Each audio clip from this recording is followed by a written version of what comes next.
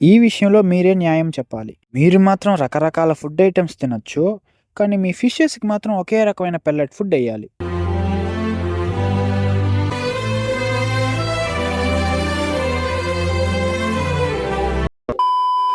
ఈజీగా మీ ఫిషెస్‌కి live food ఇంట్లోనే prepare చేసుకోవచ్చు. అది కూడా పైసా ఖర్చు లేకుండా. ఎందుకంటే డబ్బులు ఎవరికి ఊరికే రావు.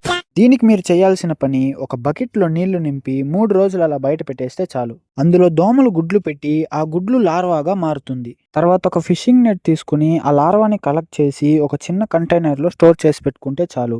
మీకెప్పుడు ఎంత కావాలో అంత క్వాంటిటీలో మీ ఫిషెస్‌కి ఫీడ్ చేసుకోవచ్చు. ఇలాంటి ఫుడ్ ఫీడ్ చేయడం వల్ల మా ఫిషెస్‌కి ఏమన్నా అవుతుందా అంటే ఏమీ అవ్వదు. ఓవర్ ఫీడ్ చేయకుండా లిమిటెడ్ క్వాంటిటీలో ఇస్తే చాలు. ఇంకొక విషయం ఏందంటే ఈ లార్వా దోమలుగా మారకముందే మనం ఫిషెస్‌కి ఫీడ్ చేయాలి. ఎందుకంటే లార్వాల్ని తినడం వల్ల ఫిషెస్ హెల్తీగా ఉంటుంది. అదే లార్వాలు మస్కిటోస్‌గా మారి మనల్ని కుడితే మనం అన్‌హెల్తీగా అవుతాం.